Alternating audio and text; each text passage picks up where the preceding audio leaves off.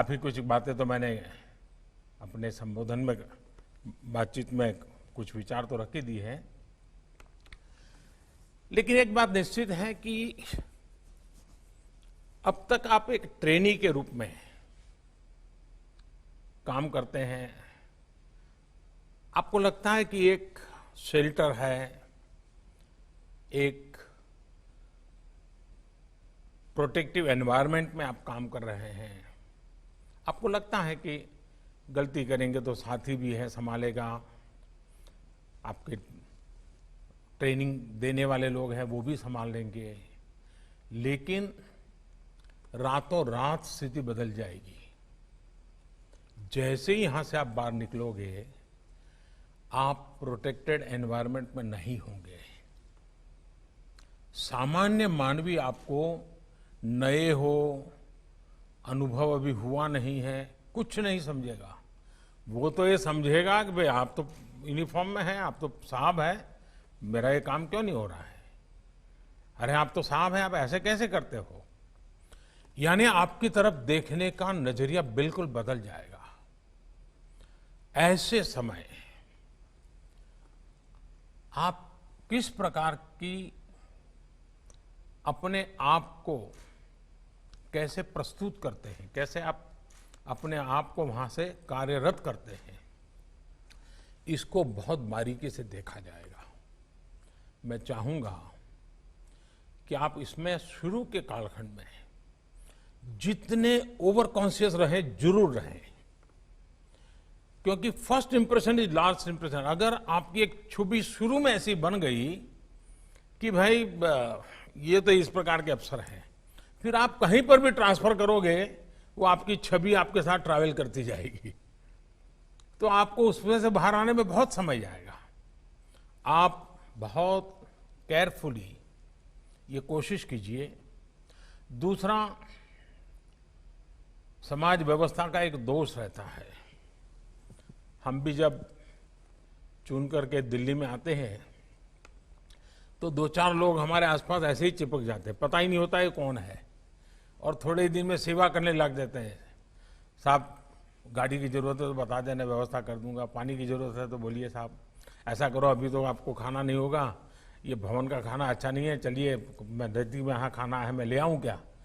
पता ही नहीं होता ये सेवादार कौन आ जाते हैं। आप भी जहां जाएंगे जरूर ऐसी एक टोली होगी जो शुरू में आपको भी जरूरत होती है कि नए हैं, इलाका नया है, और अगर उस चक्कर में फंस गए तो फिर निकलना बहुत मुश्किल हो जाएगा।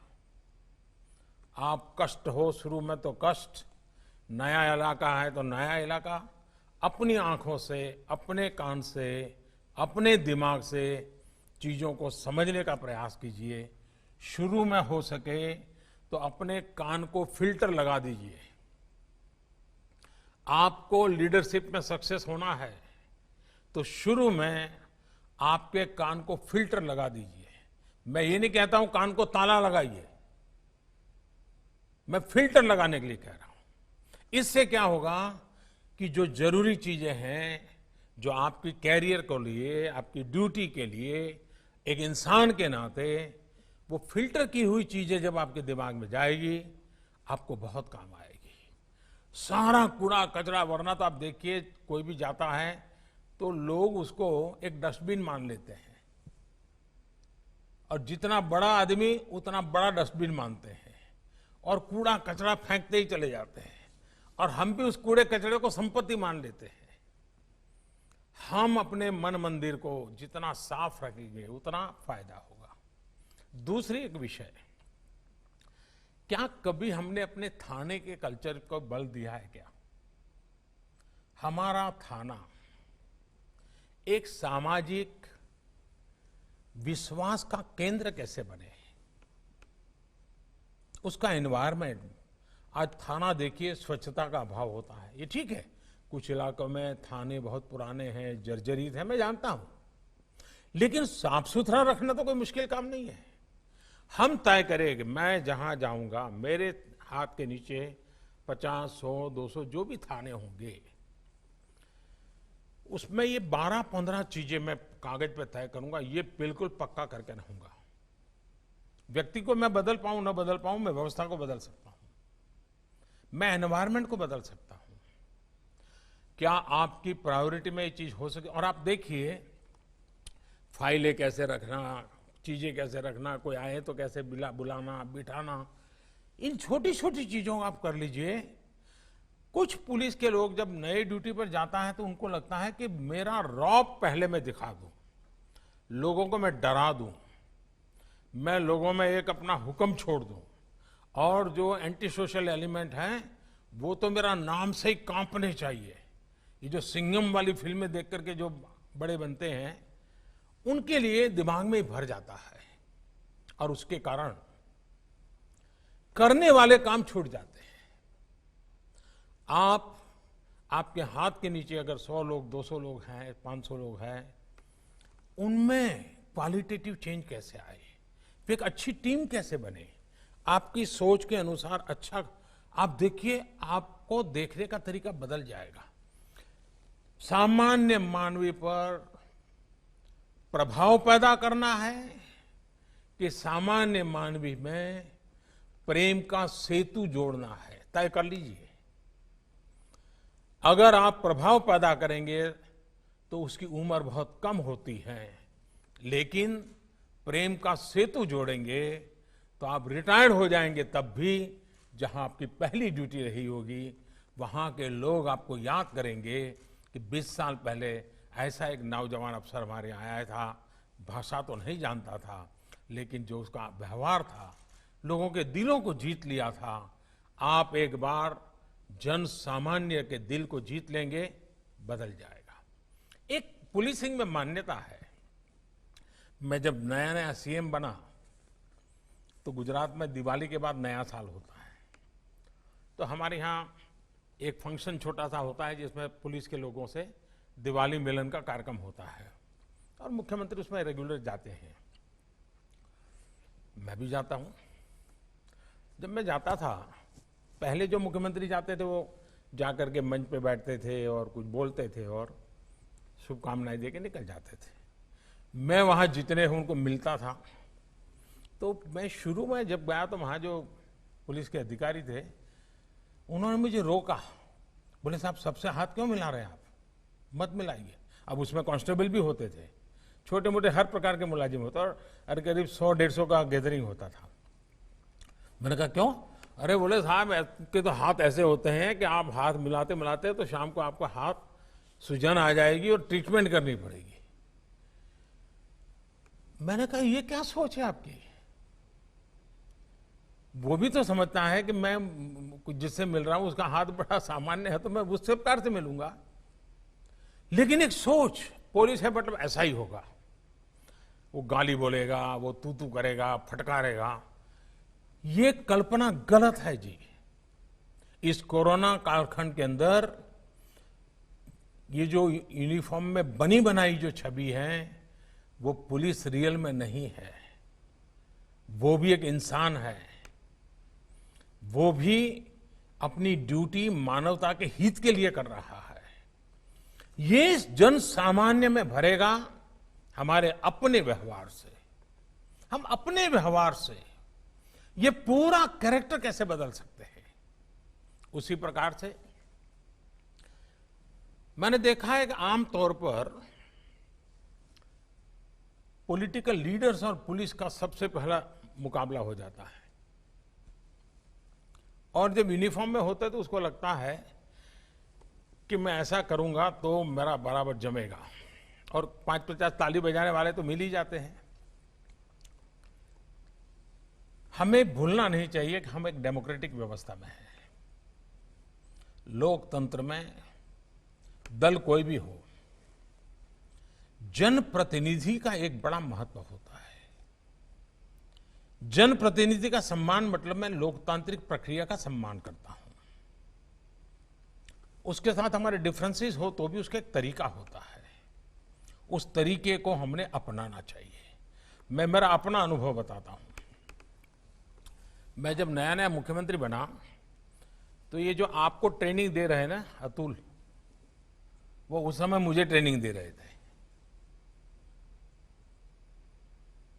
और मैं उनके अंडर में ट्रेन हुआ हूं, क्योंकि वो मेरे सिक्योरिटी इंचार्ज थे, सीएम सिक्योरिटी के।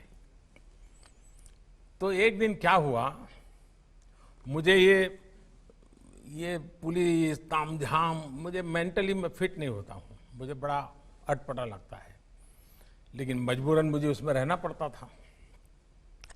और कभी कभी मैं कानून नियम तोड़ के कार से उतर जाता था, भीड़ में है तो लोगों से हाथ मिला लेता था। तो एक दिन ये अतुल करवल ने मेरे से टाइम लिया, मेरे चैम्बर में मिलने आए, शायद उनको याद है कि नहीं मुझे मालूम नहीं है, और उन्होंने अपनी नाराजगी मुझे प्रकट की। काफी जूनियर थे वो, मैं आज से 20 साल पहले की बात कर रहा हूं। उन्होंने अपने मुख्यमंत्री के सामने आंख में आंख मिला करके अपनी नाराजगी व्यक्त की।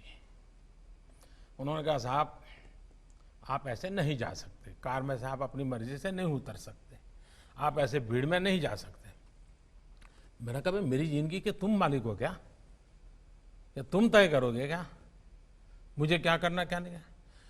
वो जरा भी हिले नहीं, मैं उसके सामने बोल रहा हूं आज, वो जरा भी हिले नहीं, डिगे नहीं। उन्होंने मुझे साहब कहा, साहब आप व्यक्तिगत नहीं हो, आप राज्य की संपत्ति हो और मेरी इस संपत्ति को संभालना जिम्मेवारी है, आपको नियमों का पालन करना होगा, ये मेरा आग्रह रहेगा और मैं नियमों का पालन करवाऊंगा। मैं कुछ नहीं बोला।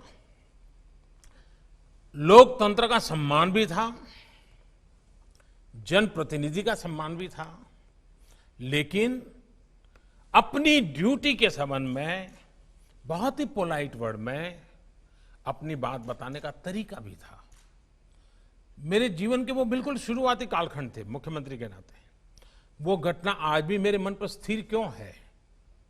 क्योंकि एक पुलिस अफसर ने जिस तरीके से और जिस दृढ़ता से और लोकतंत्र में जनप्रतिनिधि के महत्व को समझते हुए बात रखी थी, मैं मानता हूं हर पुलिस का जवान ये काम कर सकता है, हर कोई कर सकता है। हमें इन बातों को देखना होगा। एक और विषय है, देखिए इन दिनों टेक्नोलॉजी ने बहुत बड़ी मदद की है। ज्यादातर हमें जो काम पहले हमारी कांस्टेबलरी लेवल की जो इंफॉर्मेशन होती थी, इंटेलिजेंस होती थी, उसी से पुलिसिंग का काम अच्छे ढंग से होता था। दुर्भाग्य से उसमें थोड़ी कमी आई है। इसमें कभी भी कॉम्प्रोमाइज मत होने देना। कांस्टेबलरी लेवल की इंटेलिजेंस पुलिसिंग के लिए बहुत आवश्यक होती है जी। इसमें कभी कमी भी मत आने देना। आपको अपने एसेट्स, अपने रिसोर्स, इसको जितना पनपा सकते हैं पनपा पर थाने के लोगों को बल देना चाहिए, उनको प्रोत्साहित करना चाहिए। लेकिन इन दिनों टेक्नोलॉजी इतनी बड़ी मात्रा में सरलता से उपलब्ध है, इन दिनों जितने भी क्राइम डिटेक्ट होते हैं उसमें टेक्नोलॉजी बहुत मदद कर रही है। चाहे सीसीटीवी कैमरा फुटेज हो, चाहे मोबाइल ट्रैकिंग हो, आपको बहुत बड़ी मदद करते हैं, अच्छी चीज है। लेकिन इन दिनों जितने पुलिस के लोग सस्पेंड होते हैं उसका कारण भी टेक्नोलॉजी है, क्योंकि वो कहीं बदतमीजी कर देते हैं, कुछ गुस्सा कर देते हैं, कहीं बैलेंस खो देते हैं, कभी आवश्यकता से अधिक कुछ कर देते हैं और दूर कोई वीडियो उतारता है, पता ही नहीं होता है। फिर वो वीडियो वायरल हो जाता है, फिर इतना बड़ा मीडिया का प्रेशर बन जाता है और वैसे भी पुलिस के खिलाफ बोलने के लिए ज्यादा लोग मिल ही जाते हैं। आखिरकार सिस्टम को उनको कुछ दिन के लिए तो सस्पेंड करना ही पड़ता है, पूरी कैरियर में एक धब्बा लग जाता है। जैसे टेक्नोलॉजी मदद कर रही है, टेक्नोलॉजी मुसीबत भी कर रही है और पुलिस को सबसे ज्यादा कर रही है। आपको ट्रेन करना होगा लोगों को, टेक्नोलॉजी का सकारात्मक अच्छे से अच्छा, ज्यादा से ज्यादा उपयोग कैसे हो, इस पर बल देना चाहिए। और मैंने देखा कि आपकी इस पूरी बैच में टेक्नोलॉजी के बैकग्राउंड वाले लोग बहुत हैं। आज इंफॉर्मेशन की कमी नहीं है जी। आज इंफॉर्मेशन का एनालिसिस और उसमें से सही चीज निकालना, बिग डाटा और आर्टिफिशियल इंटेलिजेंस, सोशल मीडिया, ये चीजें अपने आप में आपके एक नए हथियार बन गए हैं। आपको अपनी टोली बनानी चाहिए, अपने साथ काम करने वाले लोग, उनको जोड़ना चाहिए। और आपको, और जरूरी नहीं है कि हर कोई बड़े टेक्नोलॉजी का एक्सपर्ट हो। मैं एक उदाहरण बताता हूं। जब मैं सीएम था तो मेरी सिक्योरिटी में एक कांस्टेबल था। कांस्टेबल या उससे थोड़ा ऊपर का होगा, मुझे याद नहीं है। भारत सरकार, यूपीए गवर्नमेंट थी, और एक ईमेल, वो ईमेल करेक्ट नहीं हो रहा था,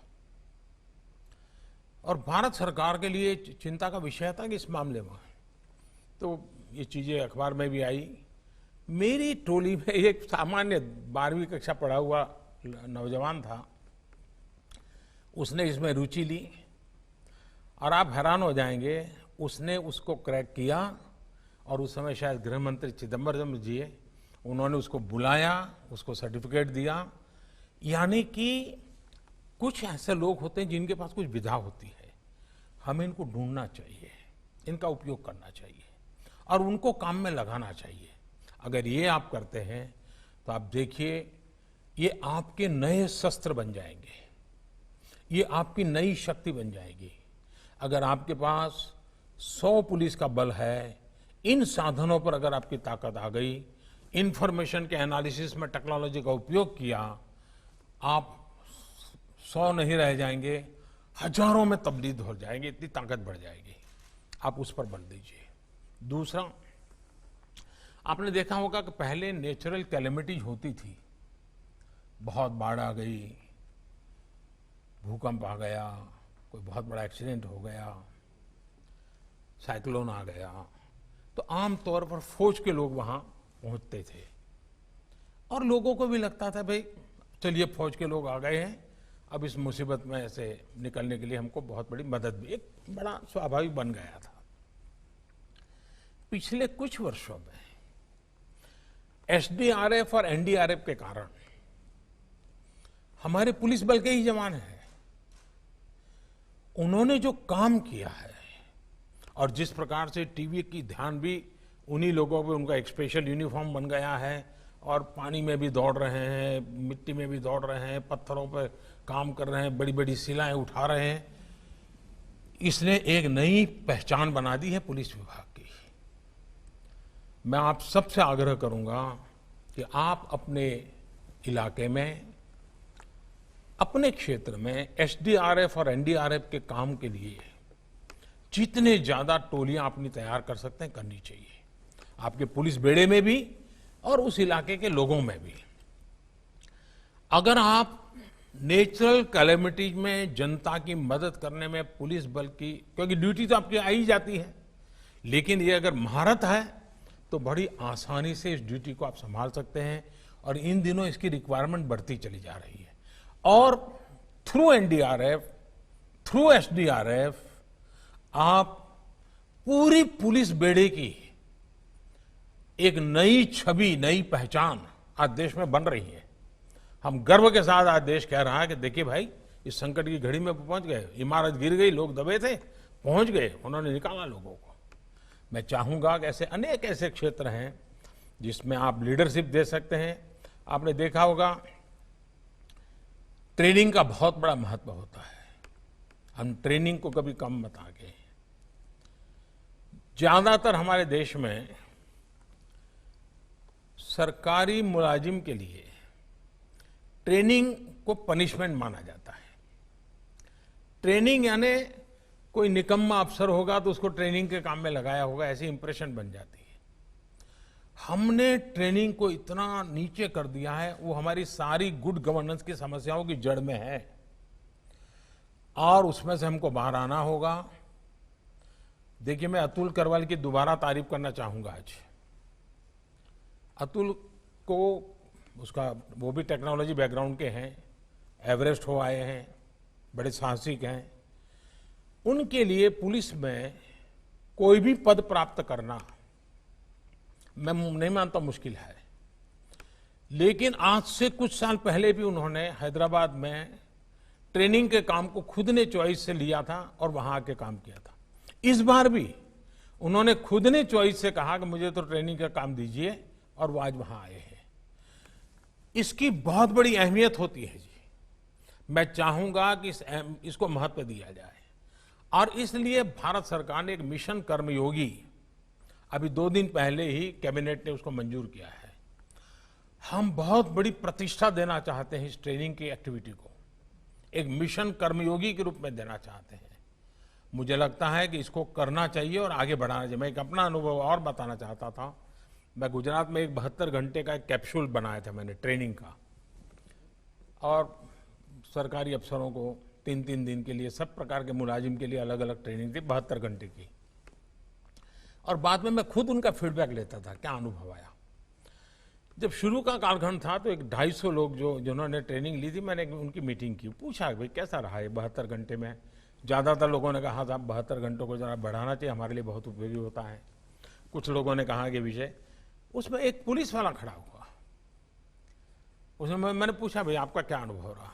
उसने मुझे कहा, मुझे साहब इस 72 घंटे में मैं अब तक पुलिस वाला था, इस 72 घंटे ने मुझे इंसान बना दिया। इन शब्दों की बहुत बड़ी ताकत थी। वो कहता है कि मुझे कोई मानता ही नहीं था कि मैं इंसान हूं, सब लोग ये देखते हैं मैं पुलिस वाला हूं। इस 72 घंटे की ट्रेनिंग में मैंने अनुभव किया कि मैं सिर्फ पुलिस नहीं हूं, मैं एक इंसान हूं। देखिए ट्रेनिंग की ये ताकत होती है। हमें ट्रेनिंग की लगातार, अब जैसे आपके यहां परेड, आपको पक्का करना चाहिए परेड के जो घंटे हैं 1 मिनट कम नहीं होने देंगे। आप अपने स्वास्थ्य की जितनी चिंता करें, अपने साथियों को हमेशा पूछते रहिए स्वास्थ्य का कैसा है, एक्सरसाइज करते हो नहीं करते हो, वेट कंट्रोल रखते हो कि नहीं रखते हो, मेडिकल चेकअप कराते हो कि नहीं कराते हो। इन सारी चीजों पर बल दीजिए, क्योंकि आपका क्षेत्र ऐसा है कि जिसमें फिजिकल फिटनेस सिर्फ यूनिफॉर्म में अच्छे दिखने के लिए नहीं है। आपकी ड्यूटी ऐसी है कि आपको इसको करना पड़ेगा और इसमें आपको नेतृत्व देना पड़ेगा। और हमारे यहाँ शास्त्रों में कहा गया है कि यत यत आचरति श्रेष्ठ, यत यत आचरति श्रेष्ठ तत् तत् एव इतरः जनः, स यत प्रमाणम कुरुते लोकः तत् अनुवर्तते। अर्थात श्रेष्ठ लोग जिस तरह का आचरण दिखाते हैं, बाकी लोग भी वैसा ही आचरण करते हैं। मुझे विश्वास है कि आप उस श्रेष्ठ जनों की श्रेणी में हैं, आप उस श्रेष्ठता को सिद्ध करने की श्रेणी में हैं। आपको एक अवसर मिला है, साथ साथ एक जिम्मेवारी मिली है, और जिस प्रकार की चुनौतियों से आज मानव जात गुजर रही है, उस मानव जात की रक्षा के लिए, हमारे देश के तिरंगे की आन बान शान के लिए, भारत के संविधान के प्रति पूर्ण समर्पण के साथ सेवा परमो धर्मः। रूल की अपनी एक महत्ता है, लेकिन रोल इसकी विशेष महत्ता है। मैं रूल बेस्ड काम करूंगा कि रोल बेस्ड काम करूंगा, अगर हमारा रोल बेस्ड ज्यादा महत्वपूर्ण मानेंगे तो रूल तो अपने आप फॉलो हो जाएंगे, और हमारा रोल परफेक्टली हमने पालन किया तो लोगों में विश्वास और बढ़ जाएगा। मैं फिर एक बार आप सबको बहुत बहुत शुभकामनाएं देता हूं, और मुझे विश्वास है कि खाकी का सम्मान बढ़ाने में आपकी तरफ से कोई कमी नहीं रहेगी। मेरी तरफ से भी आपकी, आपके परिवारजनों की, आपके सम्मान की जो कुछ भी जिम्मेवारियां निभाने की है, उसमें कभी कमी नहीं आने दूंगा। इसी विश्वास के साथ आज के शुभ अवसर पर अनेक अनेक शुभकामनाएं देते हुए आपको मैं शुभास्ते पंथा कहता हूं। धन्यवाद। Subscribe to our channel by clicking the subscribe button. Click the bell button and enjoy the latest uploads from our channel.